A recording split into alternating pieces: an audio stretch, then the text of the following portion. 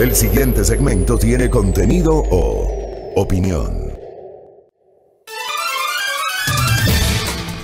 Muy bien, 6:28 en la mañana. ¿Cómo están? ¿Cómo les va? Ya estamos en vivo, algunos estaban preocupados, ¿no? No nos encontraban todavía en Facebook. Resulta que el fin de semana llevamos les cuento, ¿no? Llevamos el CPU a Santo Domingo. Estuve yo el día sábado en Santo Domingo en un viaje, como decimos popularmente, ida por vuelta. Fui llevando el CPU y obviamente nuestros técnicos en Santo Domingo le hicieron allí una limpieza al equipo. Y el día de ayer ya lo enviaron, así que estábamos justamente demorados por esto, pero ya estamos. Y esperamos que no volvamos a tener dificultades, ¿no? Por ahora, dentro de nuestra transmisión, pero de verdad, muchas gracias porque nos honra saber que están preocupados, que están pendientes de nuestro espacio de noticias, que evidentemente tratamos de llegar a ustedes con información de los últimos hechos ocurridos en el país y alrededor del mundo.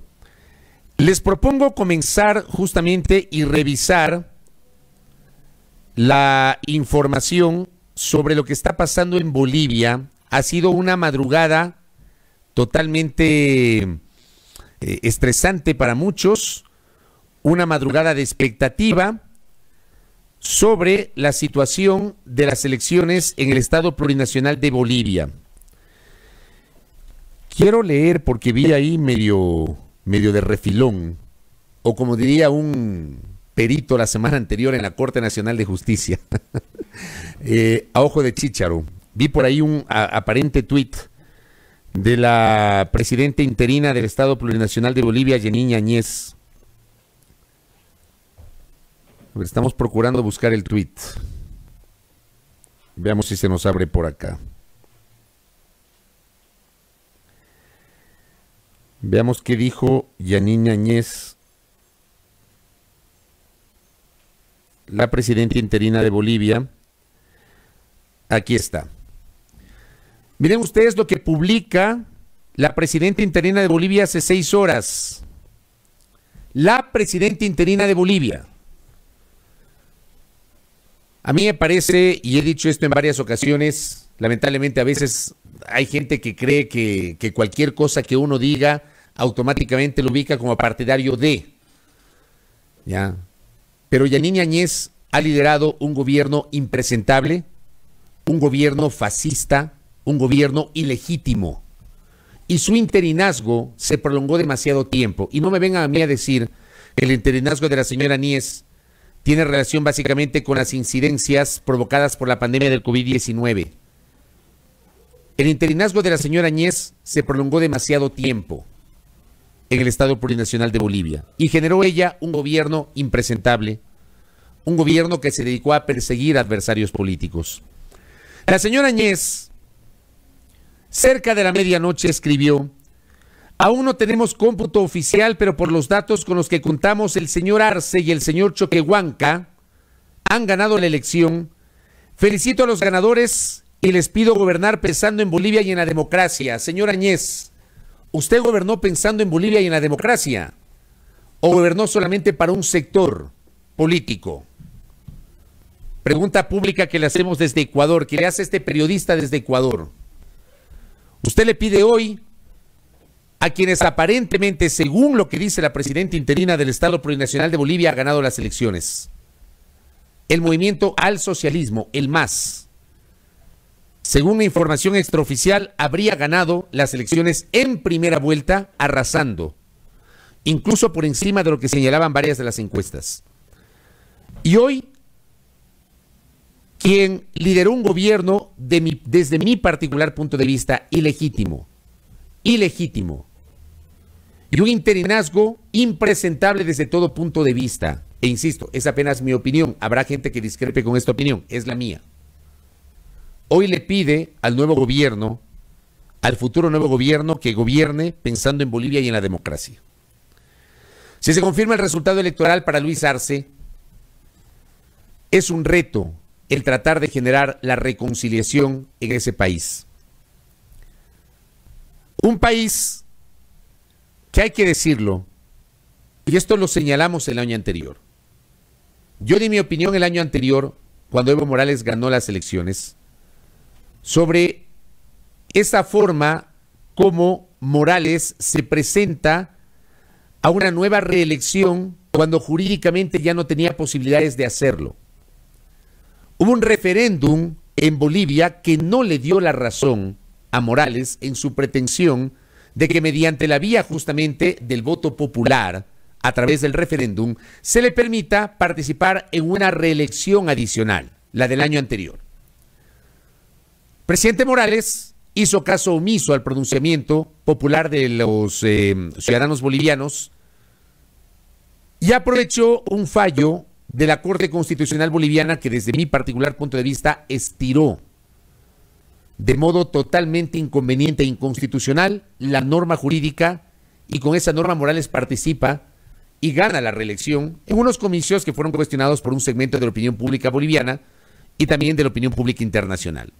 Y hubo evidentemente una participación protagónica de los militares que le dieron la espalda al presidente Morales cuando justamente se habían generado protestas en ese país. Eso, por ejemplo, a mí me pareció inconveniente por parte de Morales y lo dije el año pasado. Pero tampoco se puede desconocer los logros del gobierno de Morales. Y los logros de quien, siendo su ministro de Economía, me refiero a Luis Arce, hoy le permiten prácticamente ser el virtual presidente del Estado Plurinacional de Bolivia. Yo soy de los que cree que el año anterior Evo Morales debió haber pensado en el relevo. Y tenía dos personas para el relevo. Álvaro García Linera, que era su vicepresidente, y Luis Arce, que es hoy quien aparentemente sería el virtual presidente del Estado Plurinacional de Bolivia. A ratos los líderes políticos no ven sino hacia sí mismos y quieren perpetuarse en el poder, y creo que ese fue el error de Evo. E insisto, lo dije el año pasado, y habrá gente que discrepa conmigo, es mi opinión. Sin embargo, uno no puede desconocer los logros en materia económica y el mejoramiento de la calidad de vida de un país que ha sido a lo largo de la historia del continente de los más empobrecidos y de los más inequitativos. Un país con enormes recursos naturales, que no había logrado el ideal de la redistribución adecuada de la riqueza a través de la explotación de los minerales.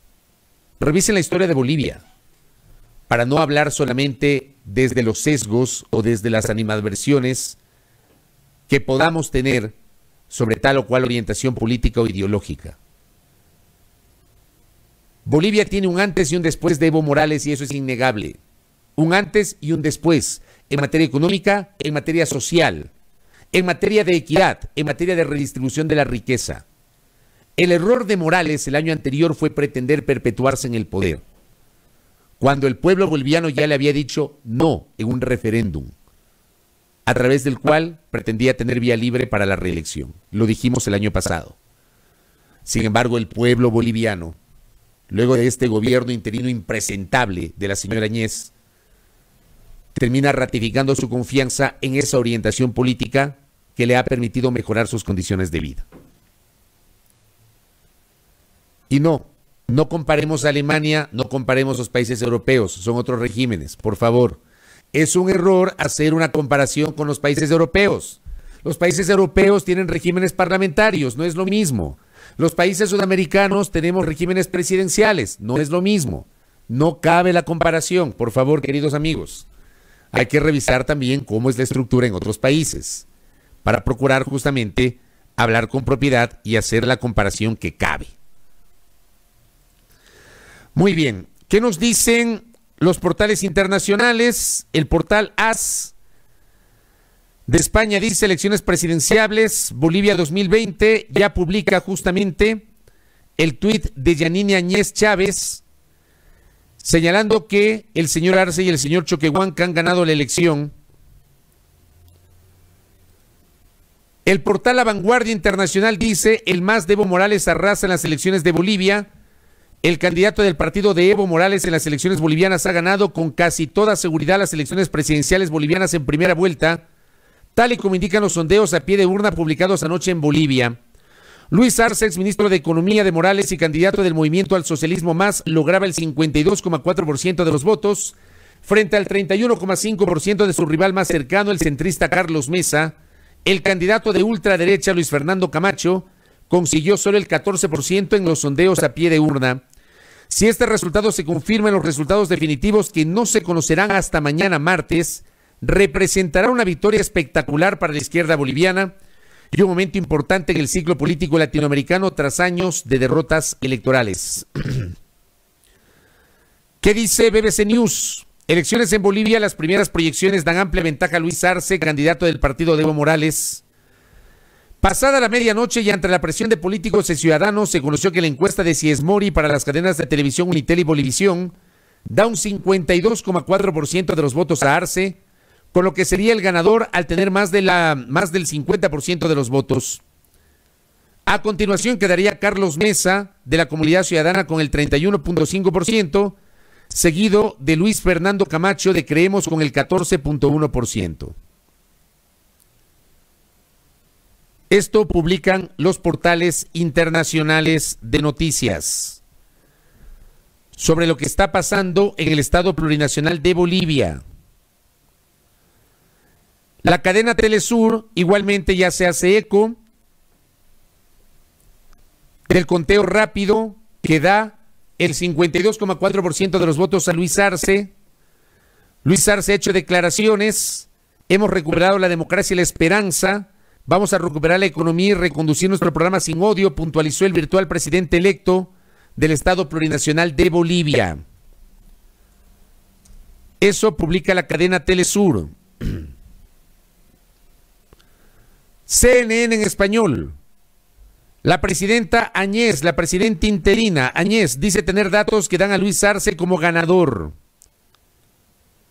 Insistimos, no son resultados oficiales, son las proyecciones, pero ya hay una posición de la propia presidenta de este impresentable gobierno interino del Estado Plurinacional de Bolivia, que da cuenta justamente de que Luis Arce es el virtual presidente de ese país.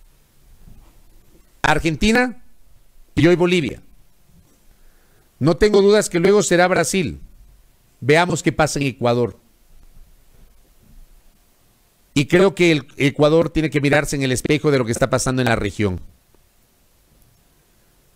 Ecuador debe mirarse en el espejo de lo que pasó en Argentina y de lo que ha pasado, lo que está pasando en estas horas en Bolivia. Ecuador tiene que analizar con profundo sentido patriótico, democrático y con cabeza fría lo que está pasando en otras naciones del continente. Así que quería empezar justamente con esta información para nuestra amable audiencia. Muy bien, vamos con el otro tema, porque hay una serie de informaciones que desde mi punto de vista terminan distorsionando el sentido de la realidad de lo que pasó el día de ayer en el Tribunal Contencioso Electoral. Yo, como siempre les he dicho a ustedes, queridos oyentes, televidentes, internautas, de este periodista, que obviamente no es imparcial, o sea, presénteme en un periodista que sea imparcial, yo no lo conozco. Cuando hacemos género de opinión no somos imparciales, no somos objetivos, pero lo que nos deben pedir ustedes es que seamos rigurosos, seamos serios, seamos argumentados, hasta para sostener una opinión. Porque esa es la libertad de expresión. La libertad de expresión implica ser responsable con lo que se dice y argumentar con esa responsabilidad justamente lo que se dice. Ayer hubo una decisión por parte del Tribunal Contencioso Electoral que allana el camino para una posterior calificación en firme de las candidaturas de la Alianza Unión por la Esperanza. La decisión de ayer es apenas el primer paso y les voy a pasar a explicar por qué. ¿Es tal vez el paso más importante? Sí, pero no es el paso último y eso hay que explicar a la audiencia. Sobre esto, sé que en estas horas hay algunos debates, hay posiciones, por ejemplo, distintas. Omar Simón, expresidente del Consejo Nacional Electoral, tiene una posición distinta de la quien les habla. El jurista Luis Fernando Molina tiene una posición distinta de la quien les habla. Pero hay otros personajes que coinciden conmigo. Por ejemplo, el especialista en materia electoral Esteban Ron, que tuvo la gentileza ayer de escribirme, con él estuvimos un poco analizando este tema. El doctor Mauricio Alarcón de Fundación Ciudadanía y Desarrollo también coincide con la visión de quien les habla. Y también algunos militantes de la Revolución Ciudadana que coinciden con esta visión. Y se las voy a explicar. ¿Qué es lo que hace ayer el Tribunal Contencioso Electoral? Ya nos llegó al filo de la medianoche la resolución. La sentencia se emite a las 18 horas con 47 minutos de este 18 de octubre.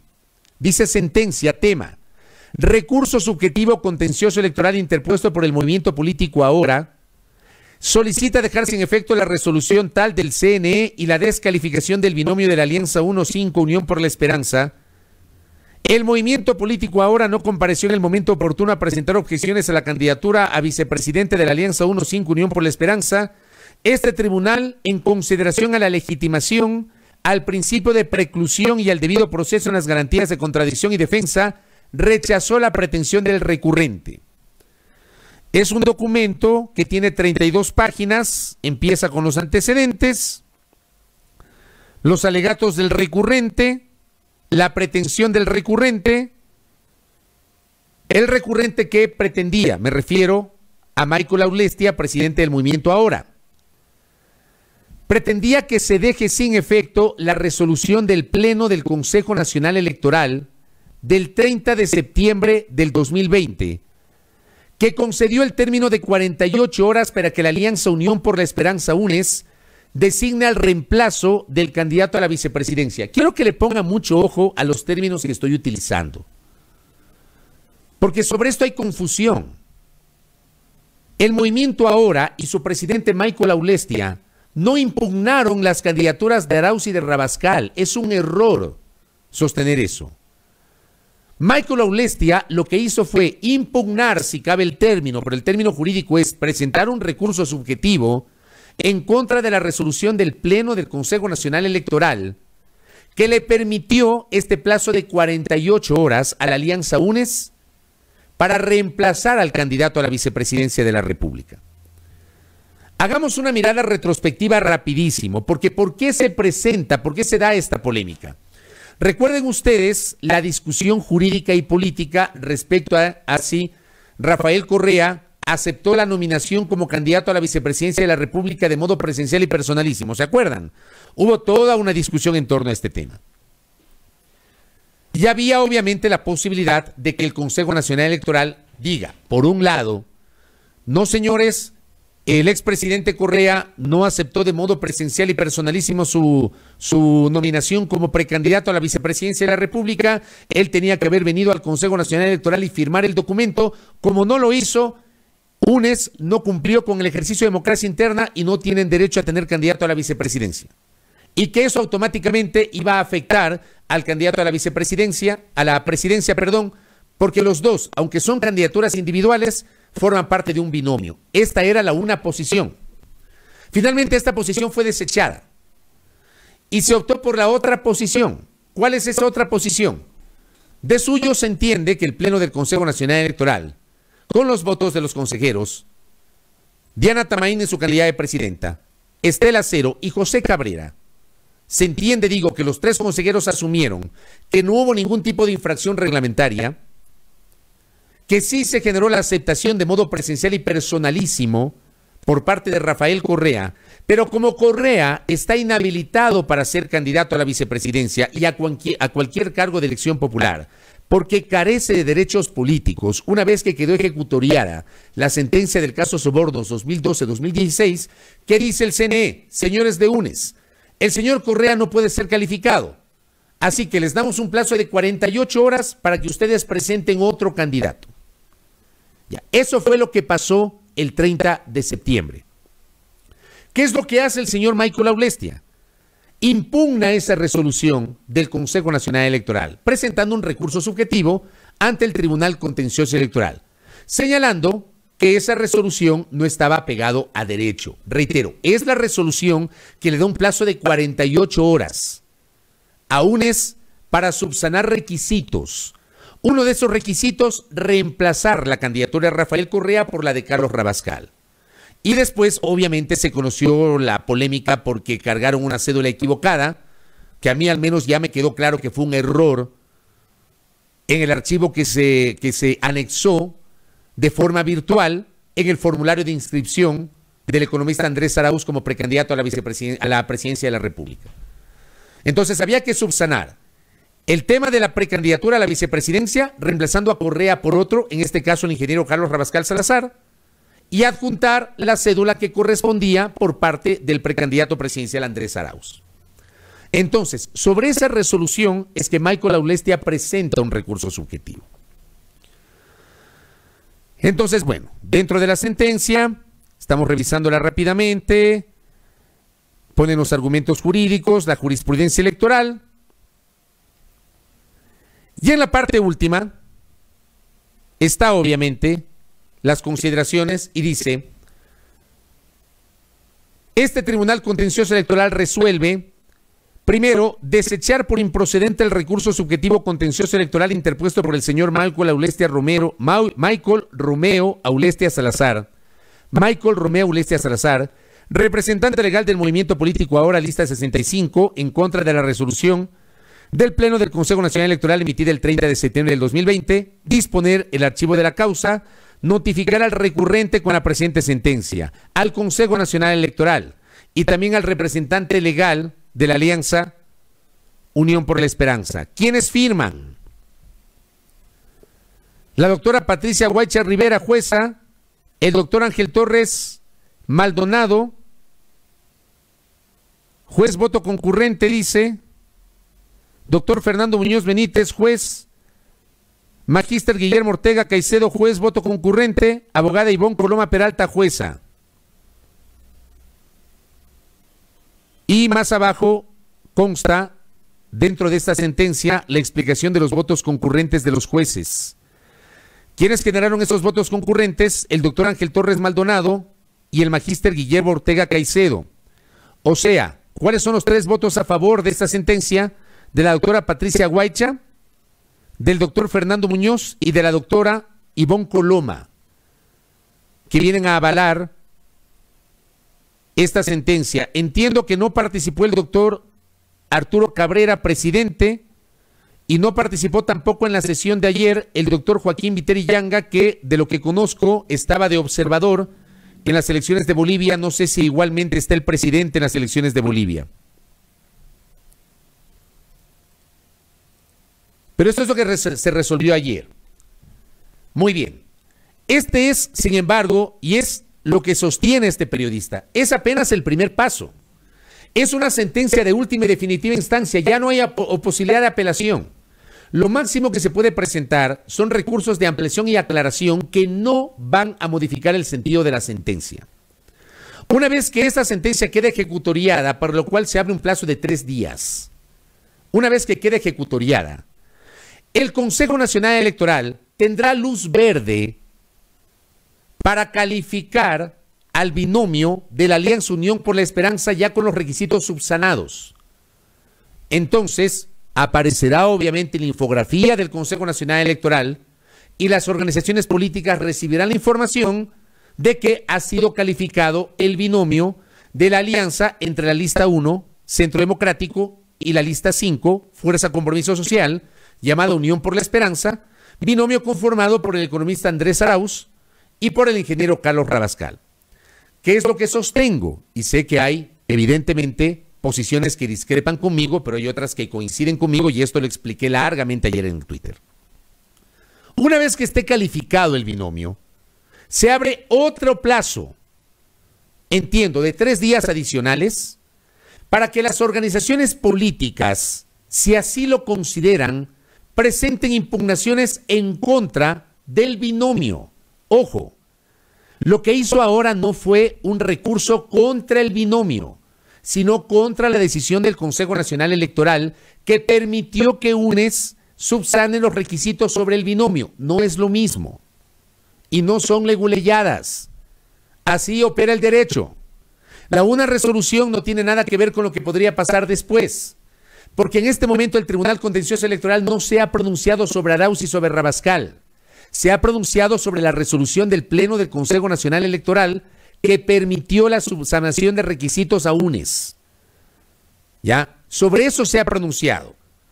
Y en términos morochos, el Tribunal Contencioso Electoral le dice al señor Aulestia: no, señor Aulestia, usted está equivocado. el Consejo Nacional Electoral operó en derecho al haber permitido la subsanación.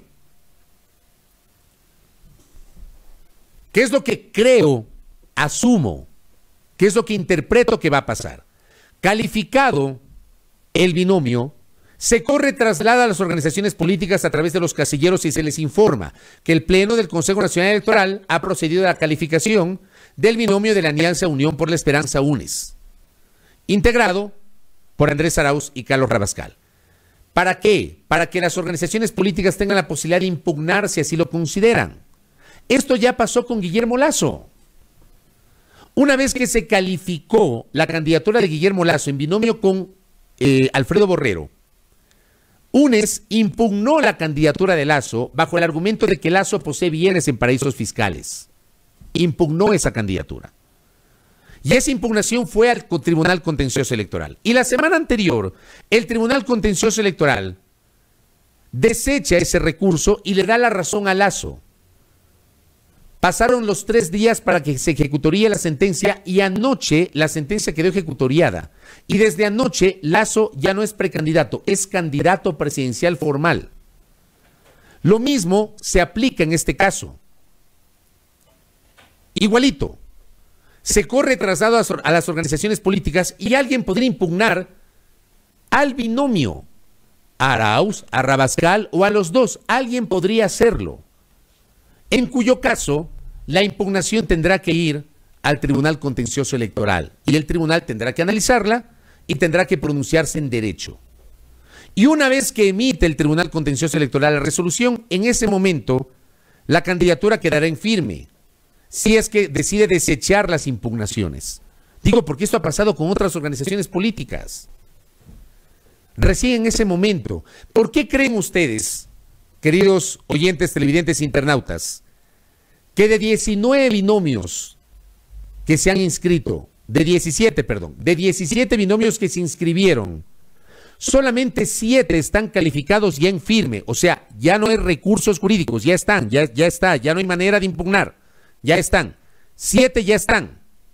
De 17 están 7 y 2 en este momento no han sido admitidos o han sido rechazados. Me refiero a los binomios de Libertades Pueblo y de Juntos Podemos. A esta hora, solamente de 17 binomios están calificados en firme. Izquierda Democrática, Democracia Sí, Amigo, Ecuatoriano Unido, la Alianza Honestidad entre el Partido Socialista y la Concertación, el Partido Sociedad Patriótica y la Alianza Creo. Esos son los 7 binomios cuyas candidaturas están en firme. De 17, solo 7. Porque hay plazos que hay que cumplir y hay recursos que se presentan en contra de las candidaturas. Tenemos 5 que están calificados y cuyos plazos están decurriendo. Pachacutic, Avanza, Construye, Alianza País y Suma. Ojo, en el caso de Alianza País y en el caso de Suma, igualmente les dieron 48 horas para subsanar requisitos. Igualito. Y siguen en el casillero de calificado. En los casilleros de plazo de subsanación, la Alianza Unión por la Esperanza, el Movimiento Unión Ecuatoriana y Fuerza Ecuador, y la inscripción inadmitida, el Movimiento Nacional Podemos y el Movimiento Libertades Pueblo. Justamente por los recursos. Ahora, también puede pasar que una vez que el Consejo Nacional Electoral califique, que va a calificar en las próximas horas, una vez que se ejecutaría la sentencia del Tribunal Contencioso Electoral, que será esta semana, el Consejo Nacional Electoral calificará las candidaturas de UNES, puede darse el caso de que nadie impugne. Y si nadie impugna, en el plazo que señala el Código de Democracia, se convertirán automáticamente en candidaturas en firme. Por ejemplo, nadie impugnó la candidatura de Gustavo Larrea, de Democracia Sí, nadie impugnó la candidatura de Javier Herbas, de Izquierda Democrática, y por eso ellos fueron los 2 primeros en tener sus calificaciones en firme, porque nadie les impugnó. Puede pasar que nadie les impugne. En este caso, podría pasar que alguien les impugne, en cuyo caso todavía hay pasos por resolver. Pero el más difícil ya pasó. El más difícil es el que acabamos de conversar. que es esta resolución que deja en firme lo que acaba de ocurrir, o lo que ocurrió el 30 de septiembre en el Consejo Nacional Electoral. Obviamente digo, es apenas una opinión de quienes habla. Mi querido amigo, el doctor Luis Fernando Molina, discrepa con esta opinión.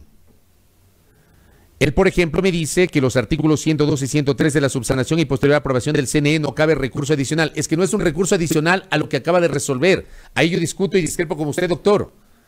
No cabe recurso adicional sobre la resolución, sobre lo presentado, sobre un tema distinto.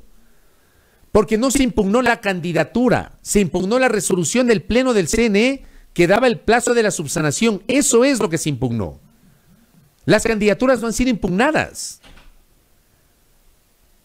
Por eso discrepo con esa posición. ¿Ya? Discrepo con esa posición. Así que hay pasos que hay que seguir y no se trata de leguleyadas como dicen por ahí algunos. Les estoy explicando cómo procede, para que ustedes entiendan para que conozcan y comprendan que si mañana o pasado hay una decisión del CNE de calificar y si sobre esa calificación hay una impugnación y si la impugnación sube al Tribunal Contencioso Electoral, para que se entienda de qué estamos hablando. No son leguleyadas, es lo que dice el Código de la Democracia. No son leguleyadas. Allá ustedes se aceptan o no este comentario, yo cumplo con explicarles. Cumplo con explicarles. Pero como al correísmo más radical no le gusta que se les diga las cosas, entonces obviamente uno ya recibe todo tipo de comentarios. Pero es así. En este espacio no van a escuchar lo que quieren escuchar, van a escuchar lo que necesitan escuchar. Van a escuchar eso, lo que necesitan escuchar. Y el día de hoy no va a aparecer calificado el binomio. El día de mañana no va a aparecer calificado el binomio. Seguramente aparecerá entre el miércoles y jueves. Porque son 3 días para que se ejecutaría la sentencia, 3. Por eso cuando resolvieron la sentencia en el caso de Lazo, el mismo día no es que apareció Lazo como calificado. En el casillero que nos proporciona el Consejo Nacional Electoral, apareció un casillero pequeño que decía plazo para que se cumpla o para que se ejecutaría la sentencia del Tribunal Contencioso. No es de un día para otro. Les explico para que tengan conocimiento sobre cómo operan las normas jurídicas. Si queremos aprender a vivir en derecho, vivamos en derecho. Leamos, escuchemos, debatamos con argumentos, porque uno no es el dueño de la verdad. Pero cuando uno comenta, uno lo hace justamente con argumentos, en estricto rigor. No creo que pase mayor cosa, porque la parte más difícil ya pasó. La parte más difícil era esta, la de ayer. De ahí puede pasar que alguien impugne a Arauz, no sé, pues voy a decir cualquier cosa, como esta ridiculez que se dijo la semana anterior, que Arauz no ha votado en el Ecuador, y que Arauz está empadronado en el exterior, y está empadronado, ¿cuál es el problema? Pero la semana anterior algunos medios hicieron noticia de eso. No entiendo cuál era la razón para aquello. A mí me pareció una ridiculez el hacer polémica porque Arauz está empadronado en el exterior. Una ridiculez. O alguien puede impugnar a Rabascal por alguna cuestión. Puede pasar. Les proporciono herramientas para su mejor entendimiento sobre cómo funciona la normativa jurídica. Este es un proceso que debe cumplir etapas señaladas en el Código de la Democracia. Esas etapas se van cumpliendo poco a poco. La primera acaba de ser cumplida. De aquí deben pasar 3 días. Luego de 3 días el CNE procederá a la calificación y ya el binomio de UNES ya no constará en el casillero que dice plazo de subsanación, sino que constará en el que dice calificado. Y de allí viene una siguiente etapa. Les traslado para su mejor conocimiento y entendimiento sobre cómo operan las normas. Algo se lee justamente para tratar de argumentar estos criterios. Veamos qué pasa. A las 8 hablaremos con Pavel Muñoz. Les alerto, estaremos conversando con Pavel Muñoz sobre la resolución de ayer del Tribunal Contencioso Electoral, que es el primer paso. 7 de la mañana con 3 minutos. Voy a la pausa y al retornar ya estaremos hablando, ojo, estaremos hablando de las elecciones en Bolivia con una especialista en materia electoral, la doctora Dayana León, que ha seguido muy de cerca los detalles de los comicios en el Estado Plurinacional de Bolivia. Volvemos tras la pausa.